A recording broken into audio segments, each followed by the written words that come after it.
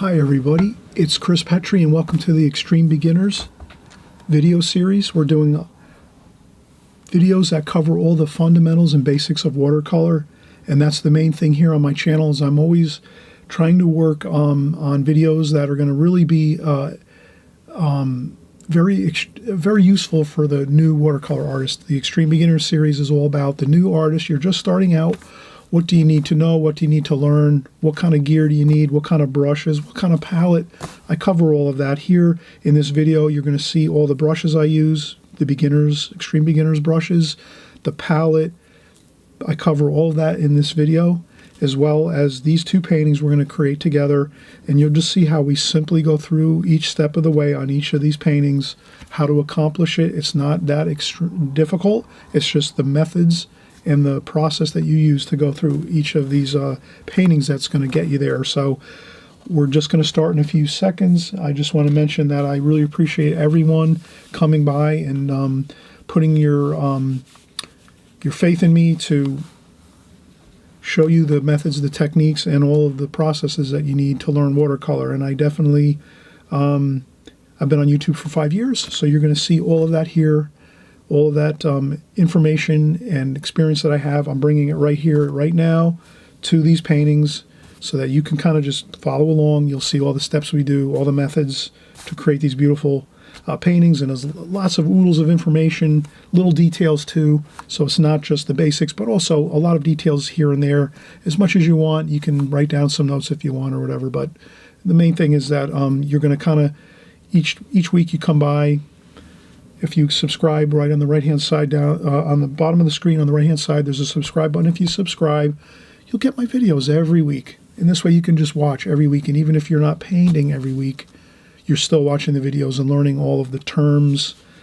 You're learning the colors that we use on a consistent basis, the types of designs, the types of methods and techniques we use in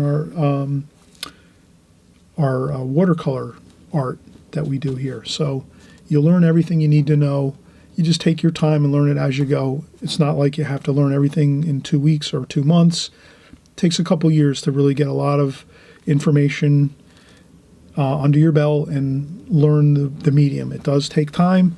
Don't get frustrated. Have fun with it. Just enjoy it. You're going to have lots of bad paintings. Don't worry about it. You're going to have some good ones too. Maybe I've heard many great artists say 10% of their paintings they're happy with and they want to put them for sale, or they're very proud of those 10% of paintings. So 90% of their paintings, the great old masters and the great artists of our time usually will always say that only about 10% of their paintings come out just right. So just remember that when you're having paintings that don't look good, even the greatest artists always say all their paintings don't come out that great. Only usually about 10% of them, usually 1 out of 10, they're really, really happy with, and they're going to put into a gallery or a show, or they're going to put, for sale. So always remember that. Lots of paintings don't come out good, but some of them here and there are going to come out really good for you as you go. So enjoy the process, enjoy the journey. And again, we're on a journey. Let's all join up together here every week and create new paintings and practice and work at it. And we are going to get better all of the time. So we'll see you just in a second as we start our first painting. The flowers here, we're going to start with this one first. That's a little bit of a close-up of the first painting. Light coming from the left, shadows on the right, the darker shadows over here, the lighter, brighter light coming from this direction, and there is light coming through that window behind here, backlighting the subject as well. The flowers in the vase. And then this is that beautiful English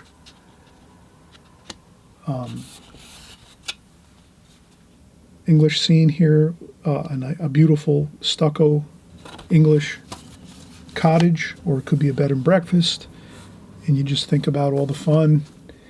There's an archway with some water here. There's a river or a stream running through, people boating through here, and this is a gorgeous, beautiful sunny day. Maybe it's summertime. The trees are in, their leaves are full. We have some birds flying through the sky. Nice, beautiful blue sky. You can just feel the emotions of this. This is a great painting to do. You'll get a lot of happiness doing this one too as well. And both of these paintings, again, very doable for the extreme beginner.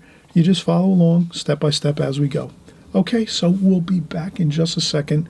We'll start off again with this first painting of our flowers in vase, and we'll go step by step with the pencil drawing first and then the painting.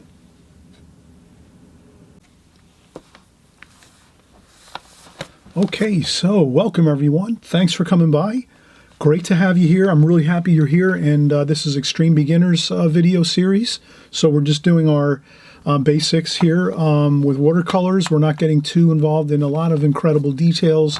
We're just kind of sticking with the basics to get you started. As you start working your first, 1, 2, 3 years, you don't want too much details in your first couple years of watercolor because it's a difficult medium. So you don't want to really have too much details coming at you. You want to try to keep the basics in the forefront of your mind and while you're working, and then little by little you just do some research here and there on different things like paints and brushes and papers, and you have fun doing your research.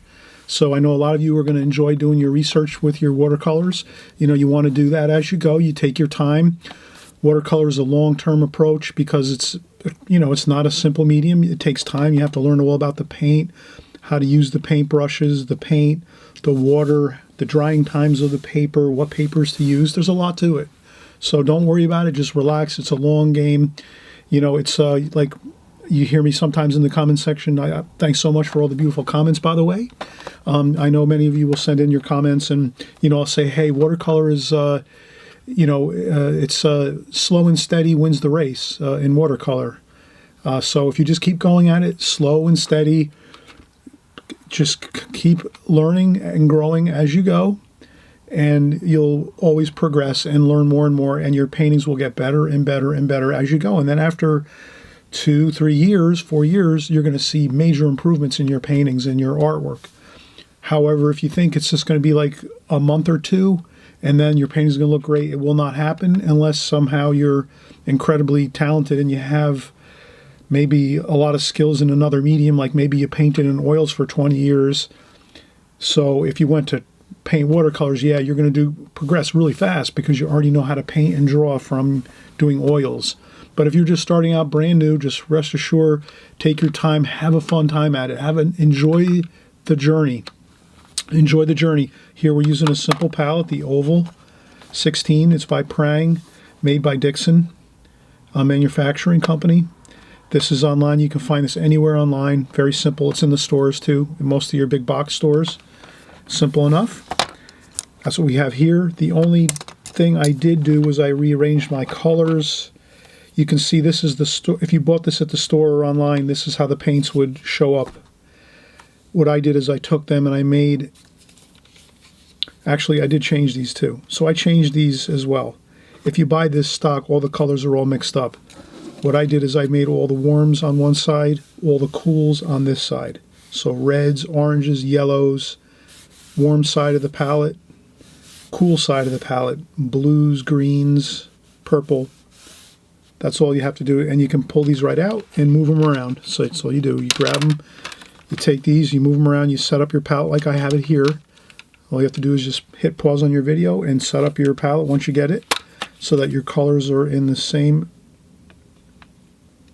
order. That's all. This set is great. It comes with a brush, so you have a brush. That's all you need is this one set. It'll come with a brush for you.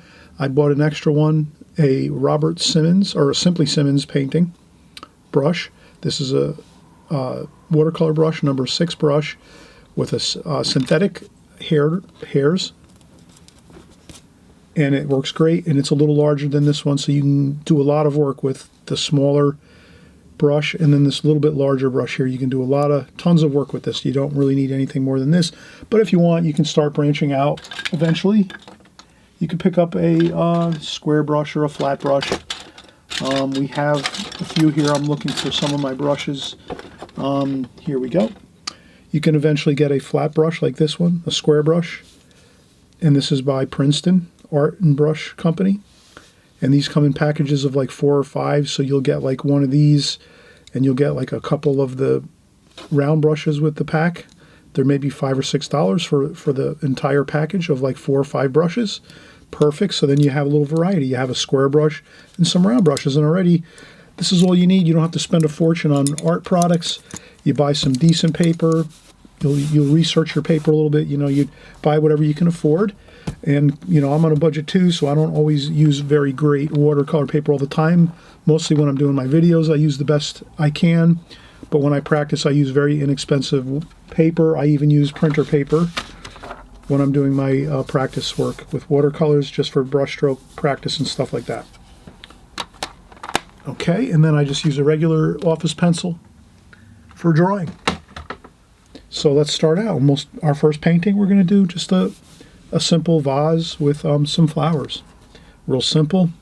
I'm going to create my pattern for my painting. We talk about our patterns on our painting. So for this one, we're going to go, we'll divide this rectangle, our picture frame, our canvas, our watercolor paper.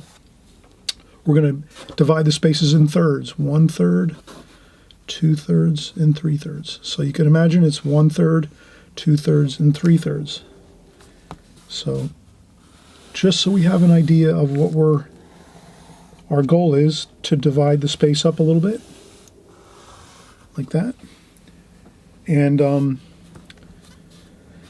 what we'll do is we'll say for the first third, we're going to make this the back of the table. So I'll put a light line across there. And the first thing we're going to do is preliminary sketch. Do a very, very light sketch of, and I'm going to see if I can get a little better. Okay, we're going to do a very, very light sketch of our vase.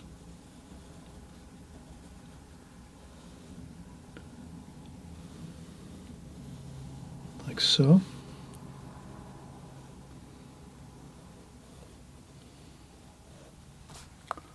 Like that. You can probably see it just lightly. We're going to go over it in a darker bit of pencil in a few minutes, but I just want to start looking at it and saying, okay, let me just get the idea of what I'm doing here, the basic shape of everything.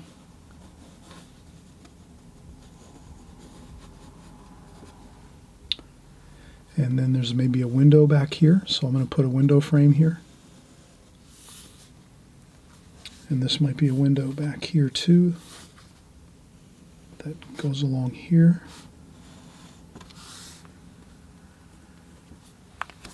Okay.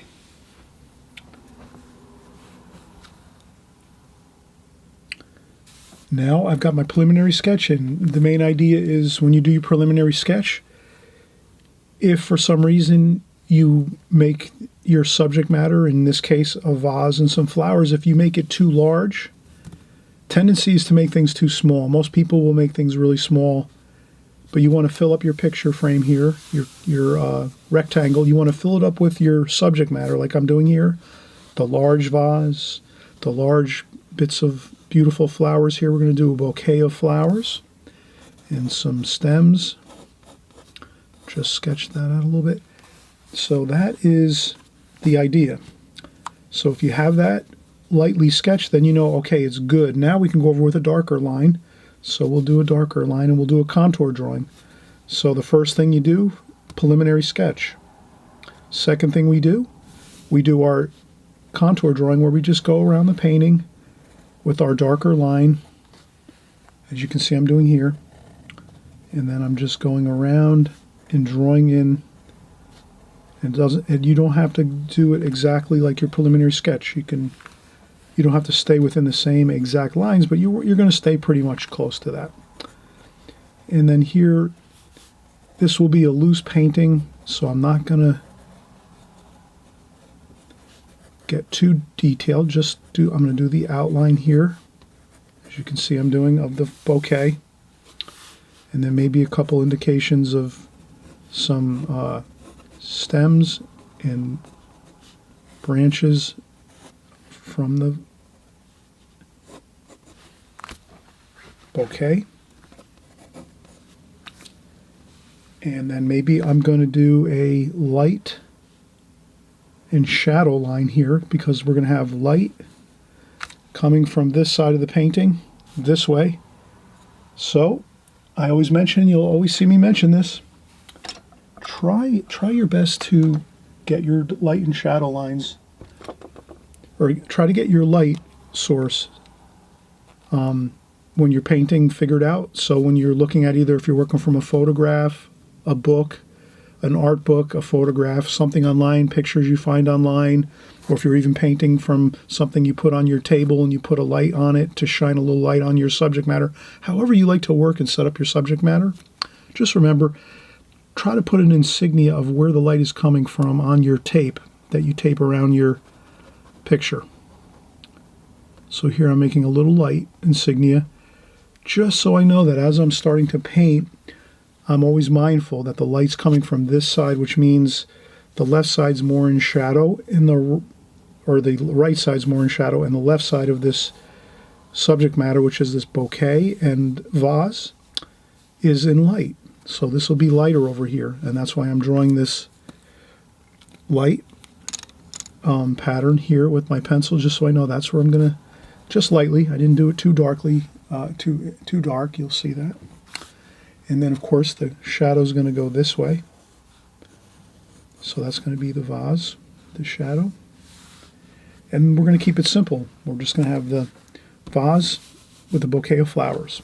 Okay, so this is coming along beautifully. If you get up to this point, it's great to take a break. You might even want to take a break in between your preliminary sketch and then your final drawing, your contour drawing, but it's up to you. But breaks do tend to really help a lot. You know, you come back and you feel refreshed, and you might see a few things you might want to change a little bit. I wouldn't do too much erasing. Try to just get it done in the first try and go with that, because too much erasing of pencil lines and things like that makes your watercolor paper look really unpleasant looking. So if you can kind of do it in your first try, you're better off going with a looser looking painting with less corrections and erasing and all that. Try not to erase too much. If that's why we do that first light sketch, so that you can kind of figure out if you need to move anything or make something larger. But other than that, we're all set. We're going to come back and paint in just a second. I'm going to spritz this here with some water first, and then we'll come back in like 5 minutes and we'll continue to work. So we're going to just spritz our paint a little bit like that with our spritzer bottle made by Holbein. These are very inexpensive, maybe $2, $3. You can get these anywhere online. You can get them at the dollar store. I buy mine actually at the dollar store. This is a dollar store spritzer bottle. It's like $1. So you can get them, you know, for $1 at the local hobby shops and stuff. All right, everybody. Thanks for watching along here, and we're going to come right back and do our painting in just a second.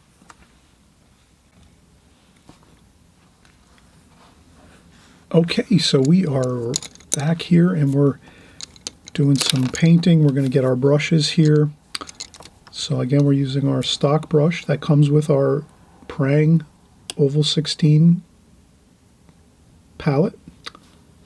And we have our other brush here, our Simply Simmons number 6 round brush. And with these two brushes, we can definitely create this beautiful painting very simply. So let's start out with the larger brush, the Simply Simmons number 6. Fresh, clean water, so I always start out fresh, clean water. I have that to my right. You can put a sponge down next to your palette to check off a little bit of water as you paint. You definitely want to do that. Too much water can really cause problems with your paintings. So you can use I use a small, I trim down a small piece of sponge here, a regular house sponge, and I put that next to my palette, and I just take my brush, rinse it off, and then tap it on the sponge a little bit just to take off a little bit of water, and then I go into my palette and get my colors. So that's what you're going to want to do. You're definitely going to want to always have that step of rinsing the brush off and then tapping it onto a sponge, or you can use a tissue or a paper towel too as well. You can keep a tissue with you as you're holding this, and then you can work like this, and you can check off a little bit of water like that and work. Or again, you can leave this next to your water pail or your water bucket or your water glass, whatever you use. Tap off a little bit of water, and then you go in and get your paint. or you're rinsing your brush and mixing your paint in the palette over here. So I'm going to clean up my palette just a little bit. I see some leftover paint in there. Let's just freshen up our palette a little bit. So I use paper towels to clean up the palette. Inexpensive paper towels that don't have any oils in them. The more fancier paper towels and tissues have oils in them. You want to try to get your paper towels and your tissues with no oils in them. This way your palettes will just won't have any oil residue on them, and that means your paint won't bubble up and bead up. It'll stay nice and loose and free inside your palette without bubbling up and kind of becoming unruly. So that's always a good thing if you can do that. And let's start out. Okay, the first thing we're going to mix up is we're going to paint this all at one time, a la prima. So I'm going to mix up purple and some reds over here. What I'm doing is I'm just pre-mixing some paints into the palette so I can kind of look at my colors and say, okay, what am I going to do here? Okay, mostly purple, so I'll get lots of purple in there. And then blue too.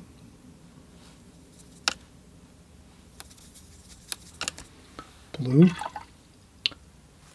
And definitely some yellow and orange for some of the warmer areas. Okay, so that's what you can do. You can just choose your colors. You're going to use my finished painting, as your source to create your painting. So you're going to look at mine and say, okay, and then you'll use the same colors I'm using, and you put these out on your palette just like this.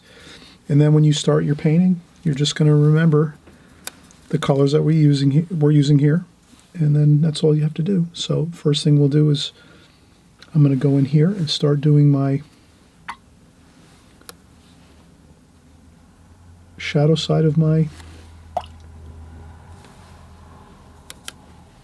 vase, and I'm mixing purple and gold there.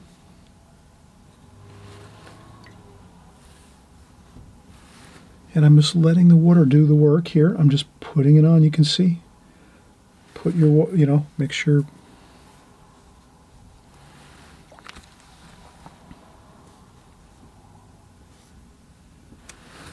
Like that.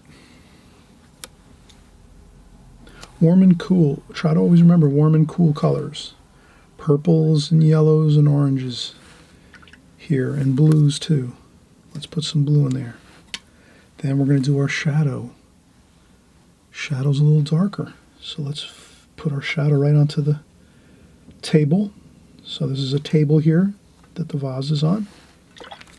Warm and cool. We're going to get some warmer color now, gold.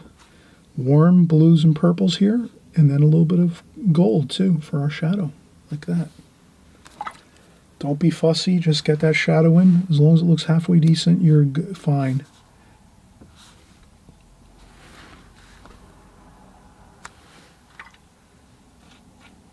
Okay, that looks fine. Now is the fun part. We're doing some splashing here. See this? Just splash on some paint. Rinse your brush, dry off a little bit of water, and then just do some light moving around of your paint. Let's use some red too. I'll put a little bit of red everywhere because I'm using it up here. Let me just quickly remember to put some down here too.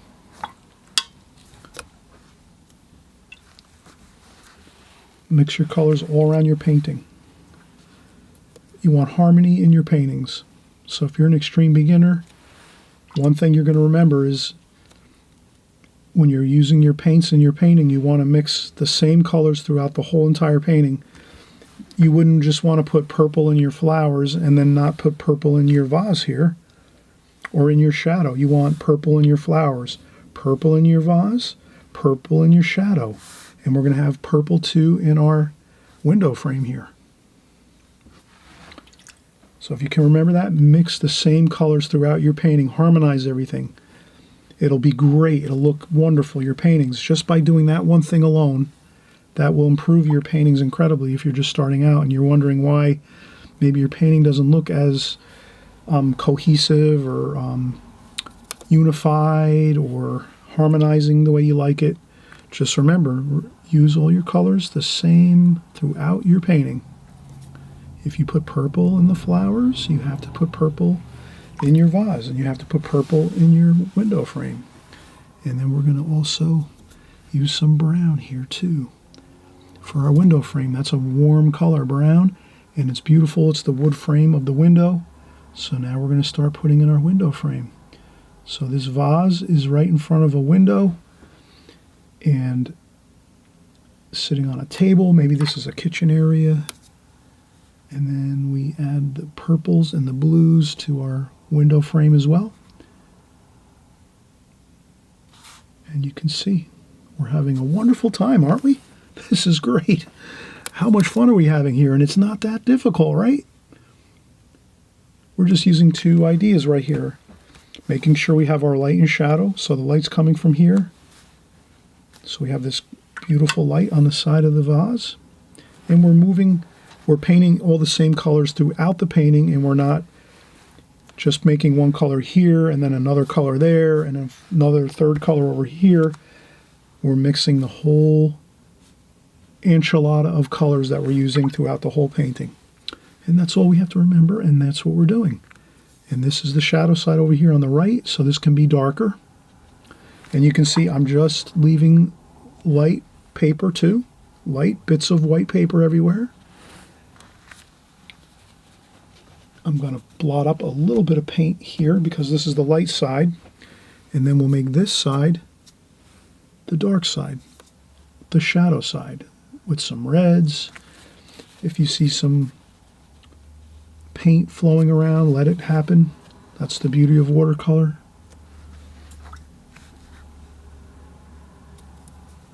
Okay, now you're going to see, again, I'm splashing. Have fun splashing. Practice your splashing. I have splashing videos. Just type in Chris Petri splashing.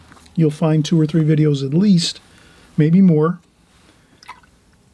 Probably 2 or 3 paintings of splashing techniques. And you can try those out before you paint this. And then when you start to do your splashing, you will have an easier time of it. You've already practiced it a couple times. There we go. Look at that. Oh, beautiful. The shadow side of the painting over here.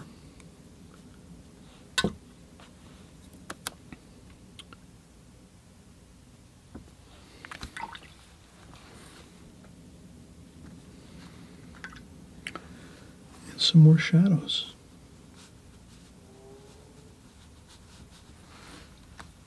Mix your golds in your shadows. Mix some reds in your shadows. And that's the flowers.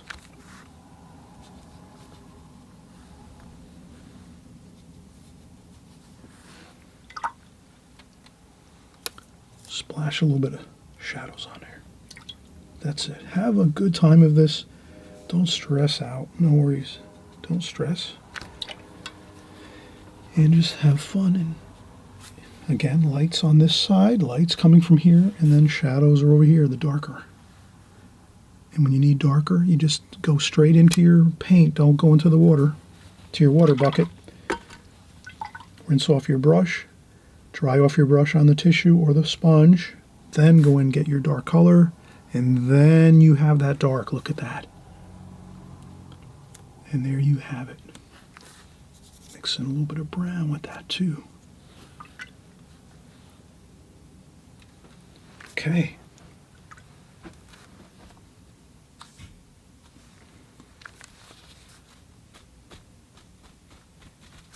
Perfect.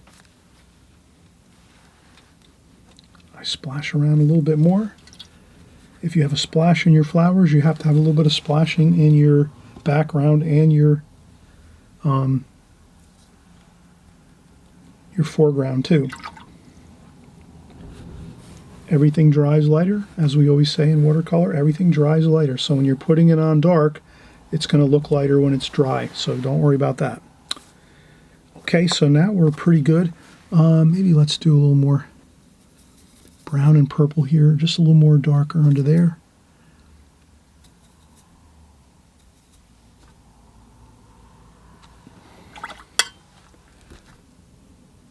And I just want to put a couple bits of darker paint there on the right side over here.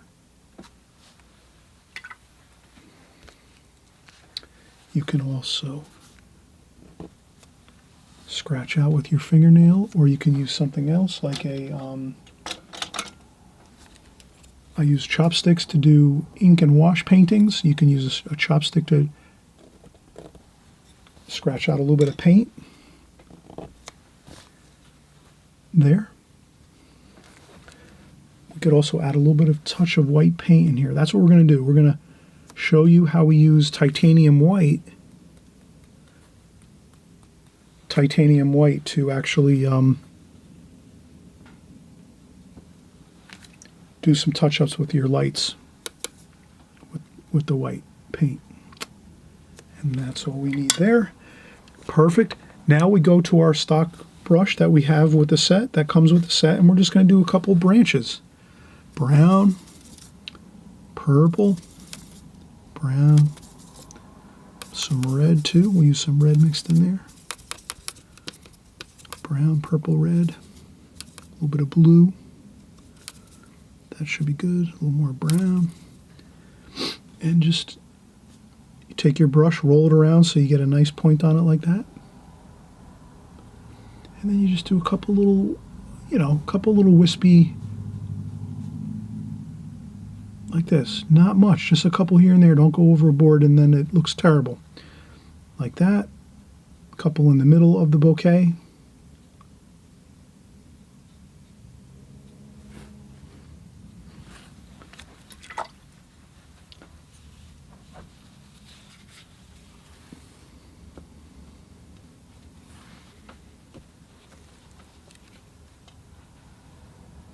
And I think that's fine. I think that looks really good. The only thing I think I would do is maybe a little bit of a lighter, just a little bit of a light wash there to kind of transition from that darker shadow to the lighter shadow here, fading it into that bright white paper. Like that. I think that might look a little better. Okay, so we've done our painting here.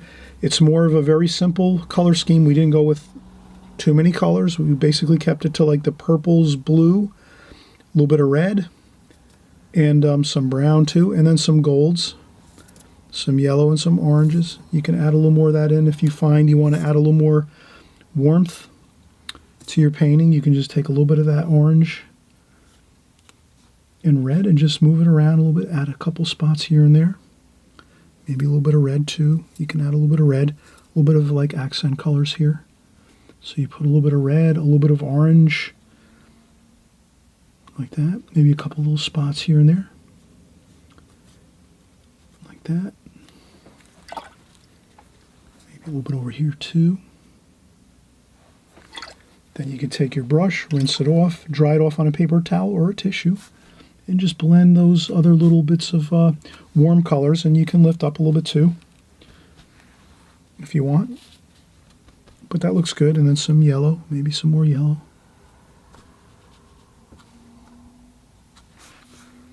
Maybe some more blue there for that shadow.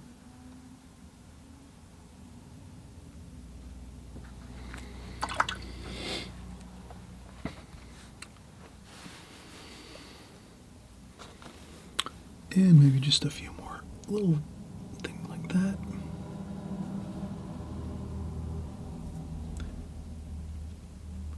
A couple little dots maybe, a couple little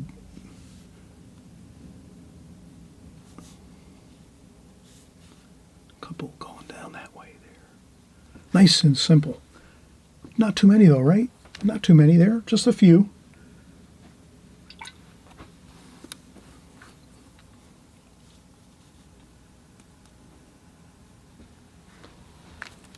And I think that looks perfect. So let's stick with this. We're going to let this dry. And we'll peel off the tape and we'll look how that, how it's turned out. Once we lift up our tape, we'll see how it looks all framed out, beautiful, and we'll start another painting. So we're going to do 2 paintings here. And I think you're really going to see that. This one here you're going to have a lot of fun with, and it's not that difficult. It's quite simple. It's just getting that first sketch in there to make sure your vase is large enough. A lot of times, and I did this when I started too. I did that when I started too. I'll use my scrap paper here now. I think most artists do this when you first start out. I did it too. You have your rectangle like this. And then when you go into draw, you make something really small like this. Like that. So if we were drawing this and all of a sudden you wound up like that, then you would know that's a major issue. You have to make sure. That's why we do our preliminary sketch. Preliminary sketch, that means, fine, if you drew this really lightly, you just take your eraser and you erase it and go, oh yeah, I saw what I did there. I need to go larger. I need to make my vase like this and my bouquet like this. In the window frame there, like that, and the table back here, right? Because we all have that tendency to kind of make things small within that picture frame when we first start out. You're always better getting lots more, filling up that space of the rectangle. Remember that. That's a real key thing. Fill up your rectangle.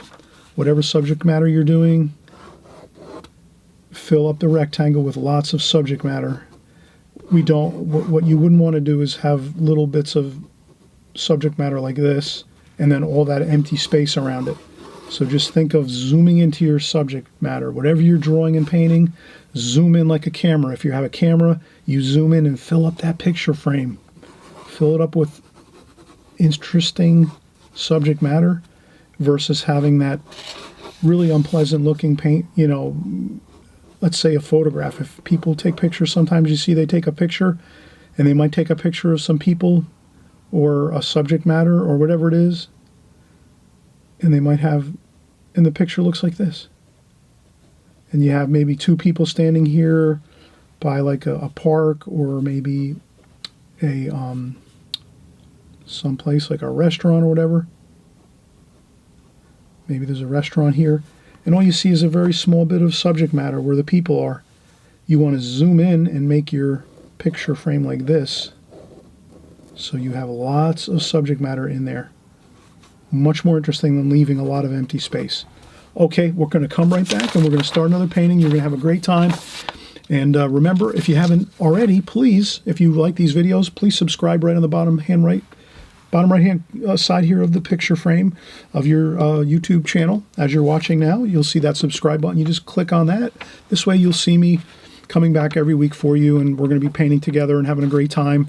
In this way, you'll always get the notifications. There's a little bell there. You click on that bell, notifications, all notifications. This way, every time we come together to paint and draw and paint, have a great time doing watercolors, you'll be notified right away. And at least, if you want, you can just watch it. You might not have to paint it and draw at that moment or that time. Maybe you're just too busy with it. You can't break out all your art gear, but at least you're watching it. And that means when you're watching something, you're learning more, you're absorbing it, you're starting to hear all of the terms that you need to hear that you'll start to memorize with watercolors. It's all about memorizing terms, techniques, methods, the tools, the colors. The more you hear everything and see everything on video, the better you're going to memorize it, and you'll be quicker with producing better paintings. So let's come right back in a second and we'll start our second painting.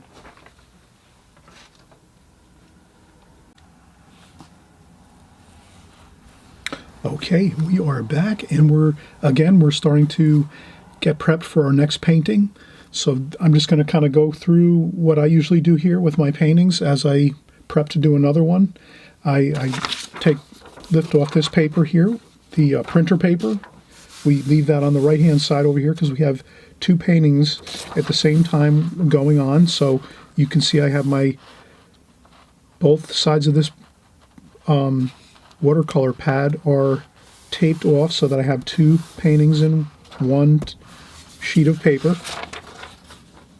So then what we'll do is we'll take this, just so you can see, we're going to lift off the tape on this side,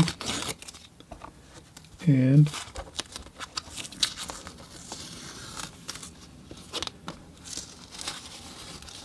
And we'll just lift this off here like so. Like that. And this here.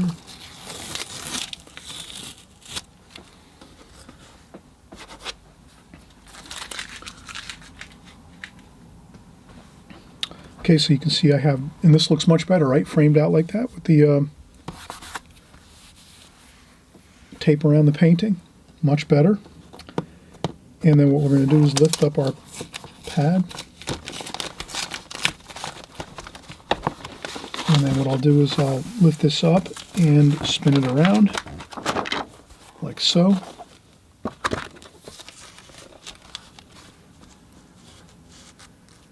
Like that. Okay, so now we'll set that down like so. I'll reposition the tape. Then I'll take this paper here. We'll cover our painting. We don't want to splash or get any marks on our painting over here. So that's where I just put over this piece of paper there. And we just tape that down with 2 pieces of tape like so. Like that, one there and one over here. And this way we're covered on the other side so we don't splash or make any marks on our finished painting we just did of the beautiful vase and a bouquet of flowers. Now, over here, we're going to be all set. Our tape's already on there. And we will take some paper towel, dampen it up a little bit, and then we're just going to clean our palette because we are going to start a new painting, new colors, everything new. So let's take our palette, lift up and clean all of the colors off of there so that when we start our new painting, we're not mixing all the old muddy colors that we had in there with the new colors. That's the way to go. If you're an advanced painter, sometimes you can use different color combinations and actually use muddy looking colors. That's fine. But when you're first starting out, you're going to want to really try to key in on keeping your palette really clean. Always, keeping all the colors fresh, and that'll really go a long way for you. This way you can kind of work slowly into mixing different colors and maybe mixing more grayish colors and different things like that. But in the beginning, you don't have to worry about that. Stick with the fresh colors going into your palette, cleaning up your palette often. The best thing is to clean your water bucket, the water, whatever water container you use. Try to change your water out at least a couple times during your painting session. So this is our first painting session was good enough. We were able to use this. Let's empty it. And now there's nothing in there. We take fresh, clean water. I use a orange juice container. I drink lots of orange juice. It's healthy, vitamin C. And I put this again to the right of where I'm working and on my table with a sponge next to my water pail. And we're ready to start our new painting. Now, if you see a little smudge on your watercolor paper, don't let it worry you, especially if you're just practicing and you're just starting out.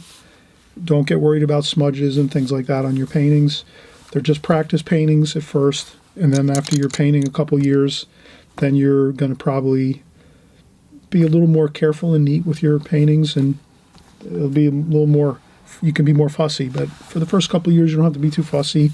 If you get some smudges on your paintings or whatever, splashes or whatever, don't worry about it. It's not a big deal. So we're going to start out now, again, with a preliminary sketch. I'm going to do just a free, fun kind of painting. This will be more of like a, we're going to do a beautiful like English style village with like a little bridge in the foreground here. So let's break up we're going to take our paper and we're going to break it down into like thirds again. So we're going to go, let's make our picture frame just so you can see it here. These are a little bit more, these rectangles are a little bit kind of elongated. They're pretty long, pretty tall rectangles. But it's your choice. You can make your paper any way you want to. You can make very, very tall. I've seen artists use rectangles super tall and thin to maybe paint like trees or something like that. Or you can make your painting square, or you can use standard, more like this here, smaller rectangles. It's up to you. But you can study that on another point in time as you learn more about watercolor and designs and papers and size of papers and all that good stuff. But again, I'm going to stick with the simple thirds. One third, 2/3, 3/3. So our first third, we're going to kind of make a little bit of a, maybe make like a bridge like this, like so. We're going to have a little bit of an arch. So you just make a little bit of an arch there. You could use, if you had something very, very round, this is not as round as you would need. You'd need like a pot lid from a pot, maybe. If you have like a pot lid to a large pot, you could get this nice arch with something like that. So you can use things around the house that you wouldn't imagine. You can use those things to create arches and angles and shapes and things like that. Anything is fine. And then we're going to do a cottage type shape. So we're going to do a roof like this, so a building here on the side. And then we're going to go up like this, and like this, and like this, and a chimney up here. And this one here is going to go in like this, and then like this, like that. And then this one goes up like this, like that. So you can kind of see very lightly, I did a sketch here. I'm going to do it darker so you can see it a little better. But that's basically the essence of the shape that we're going to do here. And then in the background of this, we're going to do some trees. Like that. And then a sky up here. All right. So now that we have our shape here of our arch, of our bridge, there's a bridge going over to this cottage area over here.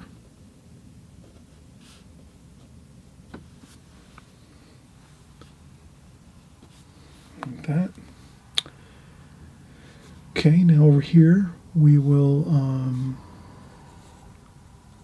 just going to make a couple shapes like this.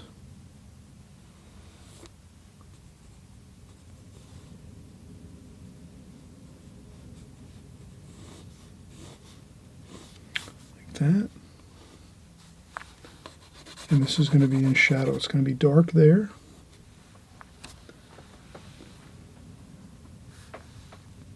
And there's a stone coping on top of this, and a shadow too.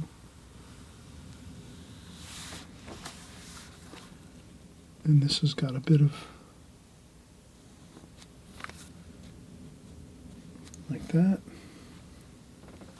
Bit of a shadow over here. All right, this looks good. Let's go over with a darker line just so you can see. So I'm doing this. Try to get it the best you can.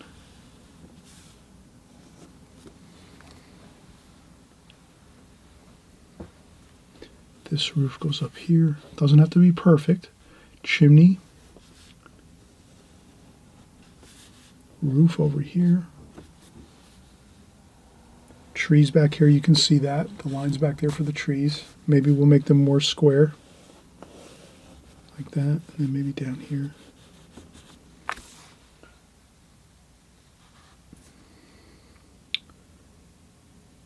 And then we have it. We have our bridge. Underneath our bridge here.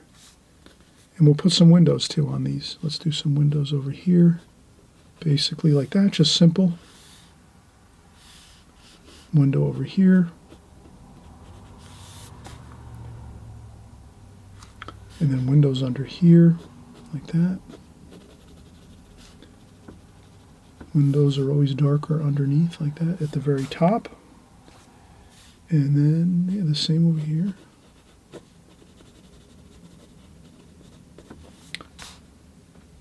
And there's maybe some trees over here, some bushes. Same thing over here. And that's good. So if you can get this drawn in, something close to this, if you want to go a little more simple, you can do something more simple. Maybe something like a more simplified version of this would be maybe just like that.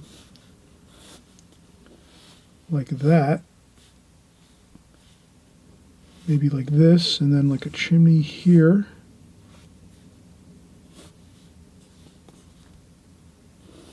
Like that. And then maybe a window here, a window up here, maybe a couple windows here. So you could do a more simple version of what I did. If you're just starting out and you have a little more challenge, you're a little more difficult for you to draw, no big deal. You can keep it more simple like this. Basically a triangle, a square, another square here, and then a rectangle over here with an angle on it. And then another really, really tall rectangle there. So those are your shapes for this. If you want to go more simple, this is a little more challenging. It's a little more angles and things, but that's fine. Any way you want to do it, keep it simple. The basic idea is the bridge, the archway underneath the bridge, and the house. It's more or less a building, like a cottage, an English cottage, and some trees up here in the sky. All right, so we're going to paint this next. We're going to take another break. Okay, and again, we're having fun here. Don't worry about it. Change things around to make it easy for yourself. Don't stress out. Have fun with it. Because you're only going to go back and start new paintings next week or tomorrow, and so on and so on and so on. So this is just a fun composition to kind of get some new ideas going for you. Okay? All right, we'll be right back. Okay, we're starting again. We are basically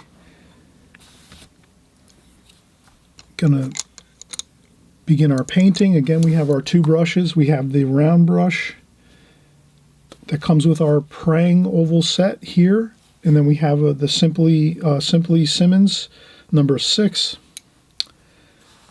and we'll use this larger Simply Simmons number 6 to start with. All right, now let's mix our colors so that we get our colors going. Greens for the trees. We can spritz our paints a little bit. A little bit of brown mixed in with our trees. Gives them an earthy kind of green look to them. And a little bit of yellow in there too.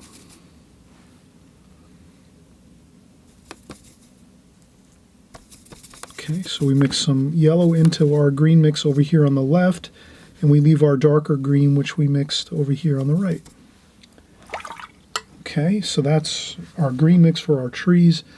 And then we probably would like to mix a little bit of that into our next mixture, so we can sort of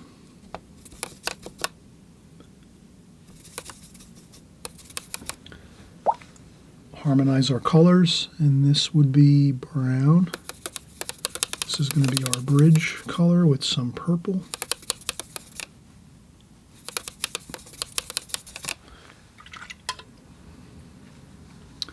And some blue.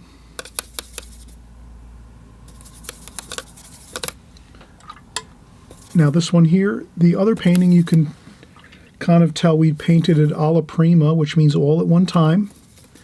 So the other painting we did, our flowers and our vase, we painted it all at one time. We really didn't do a glazing. On this one, let's do a glazing. Let's do a wash over the whole entire painting.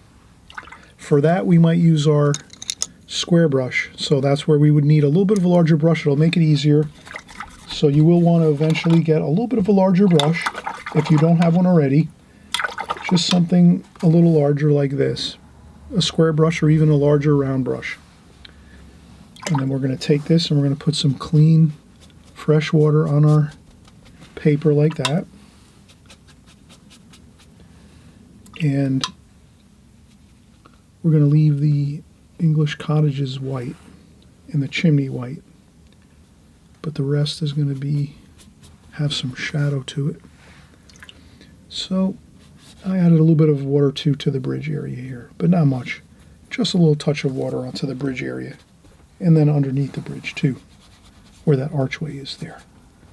Okay, so we wet the paper a little bit up here in the sky, on the trees, in the roofs, but we leave the cottage, the main cottage, which looks like stucco, beautiful stucco. My favorite type of facades on buildings are stucco, beautiful stucco. It looks great. This is all stucco here, and then this bridge is concrete, similar to stucco. So we put a little bit of water on the bridge area because it's a darker color, but we leave this all white. No fresh clean water on your cottage area here, our beautiful English cottage. And I think we're good. So a little bit here on the bushes, a little bit of water on the bushes, and we'll just take our blues and put our blues up here in the sky. Nice and light, right into the trees.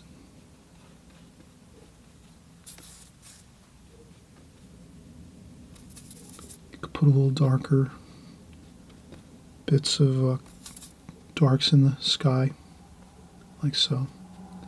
That gives it excitement. A little bit of dark, a little bit of light. And then we're just going right down here. A little bit of blue in here in the bridge area.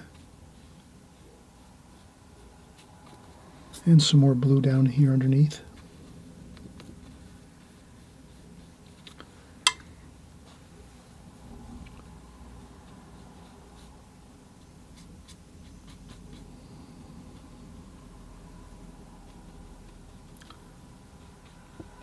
And blue can go into the roofs again, just not into that chimney. Paint around that chimney, because that's the white stucco. Like that. Does that look good or what? Perfect. Now you're going to let this dry 100%. You can blow dry this if you want with a blow dryer to dry it off 100%, but now is the time you cannot go back in and paint. The glazing technique, as we're doing it here, and you'll hear me over and over again as we cover my paintings in YouTube here and my tutorials, you'll see me over and over talk about alla prima and glazing technique. This is the glazing technique, which means you glaze on your first light wash over the whole entire painting. Let that dry 100%. You can blow dry it if you want to dry it quick, or you can let it dry a couple hours. It's your choice. Blow drying works fine. You can dry this 100%, then you can go back and do your darker washes over the top, as you're going to see we're going to do. But you have to remember that you need to let this dry now. If you try to start going in and painting other things like the trees or the bushes or the darker roofs or the bridge, whatever those things are, if you try to paint them now, you're going to have a terrible time with your painting, because you're going to see paint just flowing all over the place and mixing and not doing what you want it to do. So just remember, when we're doing the glazing technique, which is this technique, your first light wash over everything is good. If anything, you might do a little bit of, you could add a little bit of orange or yellow, gold, just to do some warm and cool everywhere. But you have to do it really fast right now, otherwise it's not going to work for you.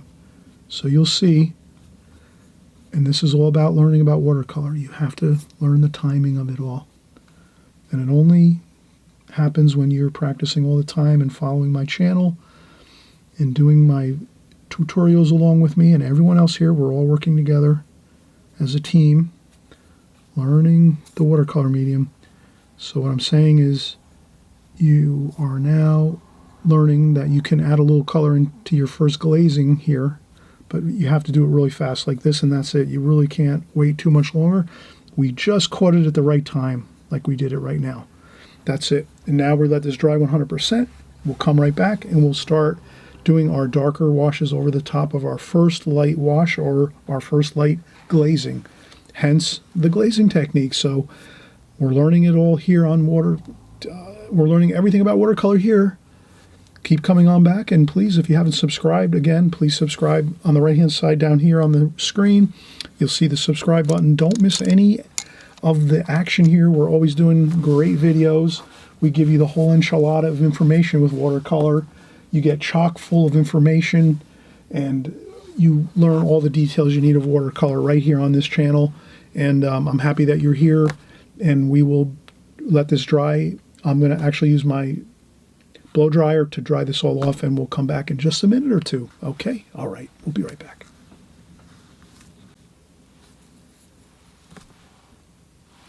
Okay, we're getting started again. This is 100% dry. As you can see, I can rest my hands on this paper. Nothing happens. No smudging, no nothing. That means we're 100% dry. First you touch it a little bit and check it, but usually you can tell when it's dry. It doesn't have any shine to it or any glossy look to it. And that's all you need to have, is it really like 90% dry. You're ready to go back in and start painting again. So I'm going to probably stick with my flat brush here. I hope you don't mind that. Is that okay? I really don't use flat brushes all that much, but now that we're using one today, I'm really happy with this. I really enjoy this brush, and I think we can get everything done. We might have to use our, some details we might need our stock brush that comes with our Prang Oval 16 watercolor palette. But this square brush by Princeton Art and Brush Company, these are very affordable square brushes. We're going to start going in and doing our darker washes now. So let's get right into this. Okay, we're going to use, we have our greens here. We warm up our greens with a little bit of orange. There we go. Here I'm using the side of my brush, not this way, but this way. Can you see that? Instead of using the brush this way, I turn it this way. And then we scrub down like this, and this way we get some, it's not all filled in. We get some holes in the trees a little bit. You know what I'm saying? There's more.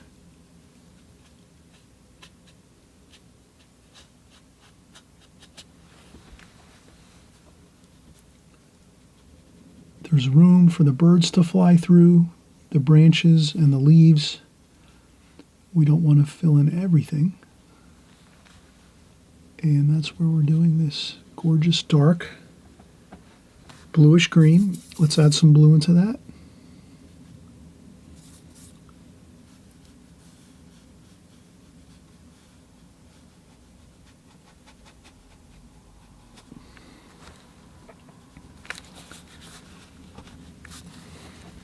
And again, if you smudge a little spot, no big deal. Okay, so you can see I'm making this more of a bluer green for the trees in the background. That gives us a little bit feeling of distance in the trees in the background here. Okay.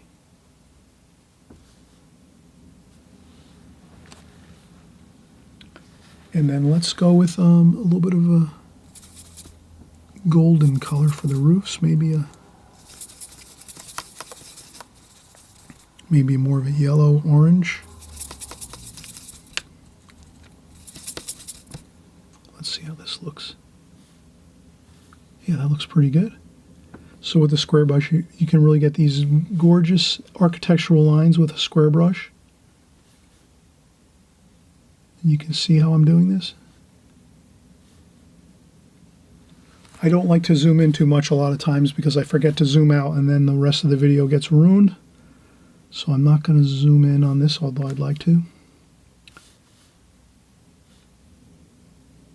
I hope some of you will try to make your own videos eventually, or you maybe working on making them now, or experimenting with them. It's not as easy, but it's not that difficult either.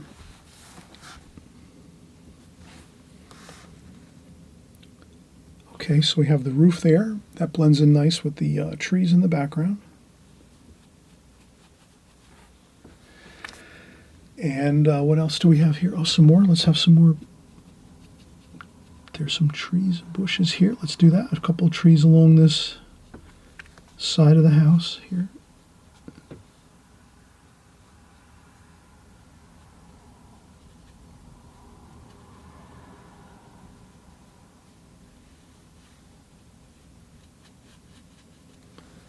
There we go.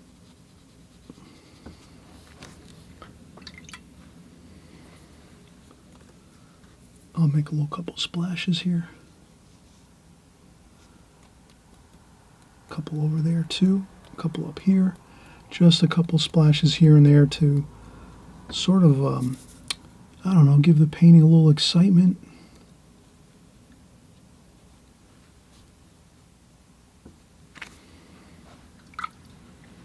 Okay.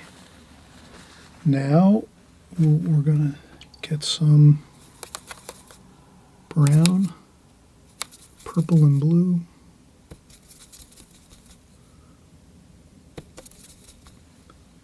And we're going to do our darker bridge area here.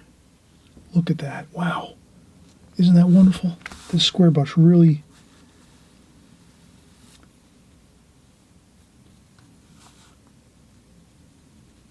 Square brushes are fun. You can get a lot of paint on there quick.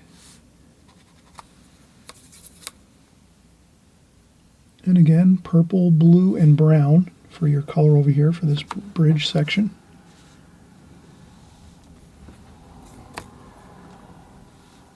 It's in shadow. The light's coming this way again. I always say, please put your light insignia at the top of your painting, like so.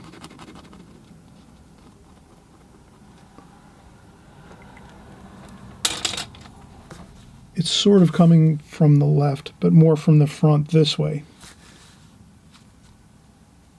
And that's about, we just need to get that area here. And then we're going to make even a darker dark, which is purple, brown, purple, brown, blue, brown. Maybe a touch of black. Black goes a long way. Just a little bit of that black, and you really get a dark black there.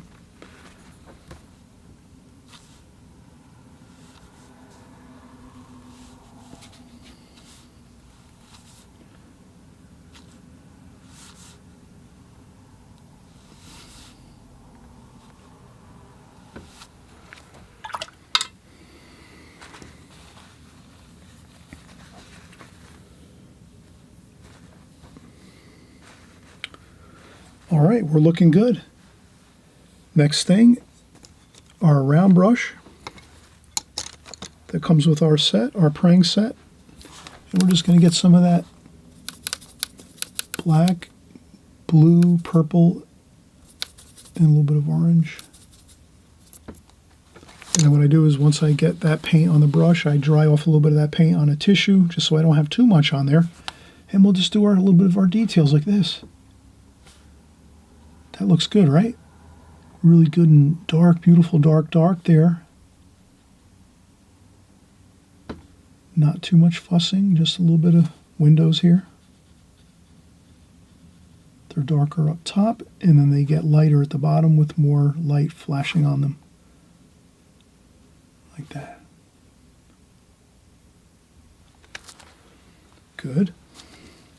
Then we're going to have a little blue, purple. Blue, purple with a little bit of that green. And we're going to do rinse the brush, dry off the brush, go into that purple, and we'll do a couple shadows here. There's some shadows under those eaves here.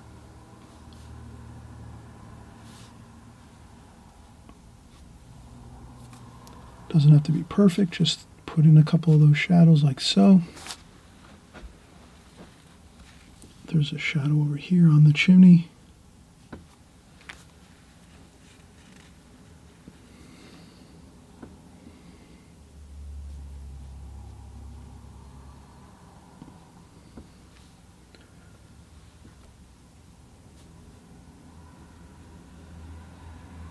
I put a couple little branches, but you don't have to do the branches. I don't think the branches are necessary.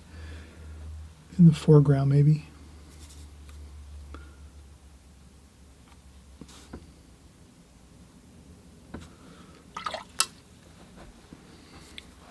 And the same thing over here, a little bit of shadow.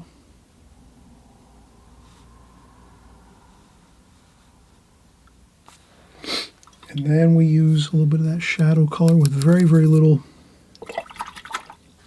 Rinse the brush off, dry off the brush a little bit on the tissue, pick up just a touch of that, and we're going to make a little bit of a wash over here on this wall, like that, just so you can kind of see that top of that archway, the coping stones on top of the bridge there. You see how I did that? If you add just a little bit of that wash there on top of that line, like so, not too much though, and very, very light, that will help that just to read really nicely so that you can see that there's a stone going across the top, a coping stone all the way across. And then maybe we need some more shadow over here.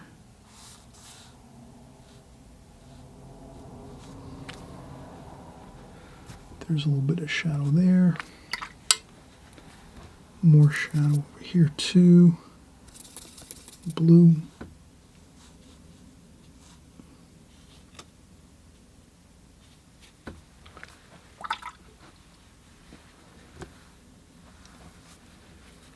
Then you can take a little bit of that shadow color.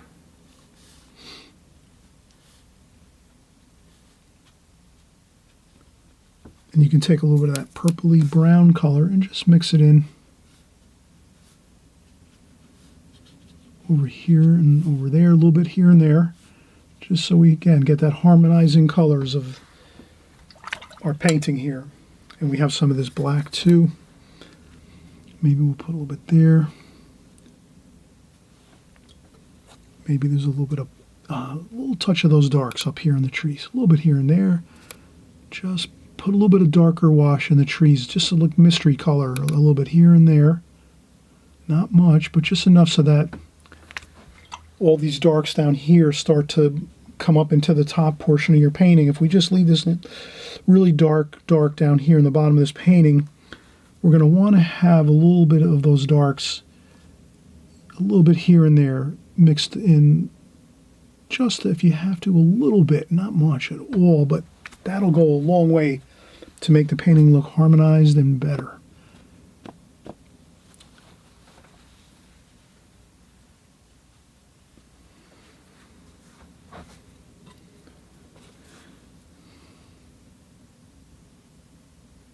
And I added a little more dark there. And a little bit of tiniest bit of splashing and spattering to give that a little bit of a feel of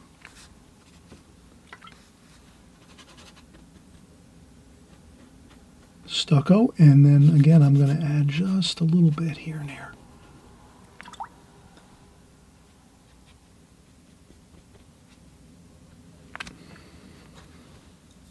That little bit of orangey color. Looks good. It makes it look warm, like a warm stucco, sunny day. Warm, a little bit of that warm orangey kind of color on the wall. This beautiful cottage, English cottage looking painting here. A little bit of orange over here. So again, harmonizing colors, a little bit of orange over here and there. If you put it over here, you're going to want to add it everywhere else. We did have it up here when we did the sky, so we don't have to worry about that. We kind of have it there. And I think this is good.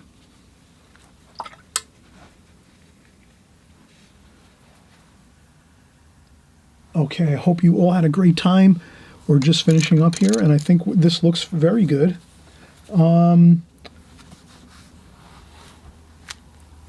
So sometimes we have to touch up a little bit here and there. I noticed maybe we need a little more like that there. A little bit of an overhang over here. That looks good.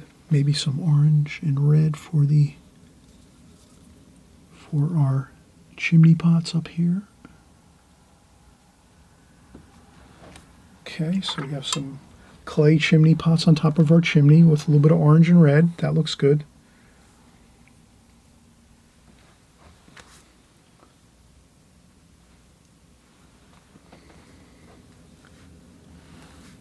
Maybe we'll have a couple, put a little bit of dark on our brush, dry it off, spin it around a little bit so we get a nice point like that.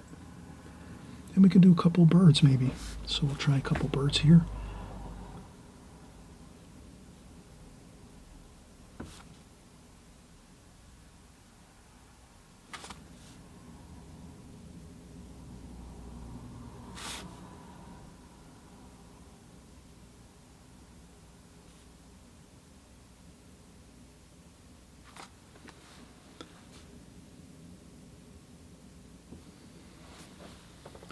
Perfect. A couple little bird shapes there.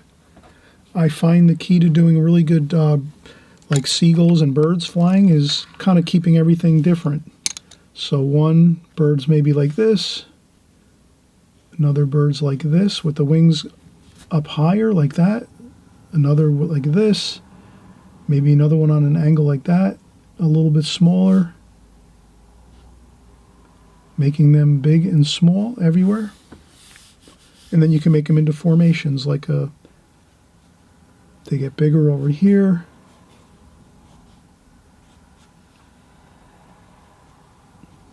Like that. But larger ones and smaller ones, and keeping them kind of different so that they're going all different angles. Looks pretty good that way, I believe. And we're going to see you on the next video. Thanks again for watching. Maybe we'll do just a touch-up of some paint here. You see me once in a while. I like to use titanium white. So you have a little bit of a tube of titanium white, a small tube like this, and you can take your very pointy parang brush that you get with your set, dry off your brush really well on a paper towel, tissue, and then you go in and get some white paint, and you can do some touch-ups if you went over a spot. I painted over that chimney area there, so I wanted to make that light again. And if you maybe went over a spot, you can do a couple areas like that. Maybe another area or two where you want a little bit of highlights like that, but you can only do a few here and there.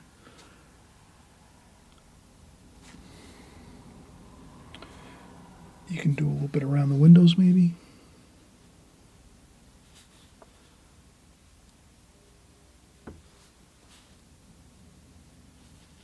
So you can do a couple by the windows. Like that. That looks pretty good. Maybe some on the tops of the stones here.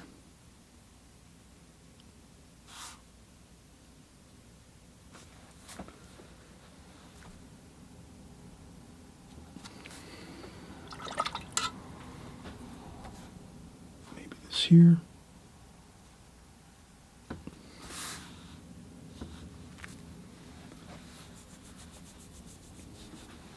Okay, that's about it. Again, once in a while you can take a little bit of titanium white and do a couple little bits of, maybe we'll do a couple on the tops of the chimneys here. Maybe a couple dots.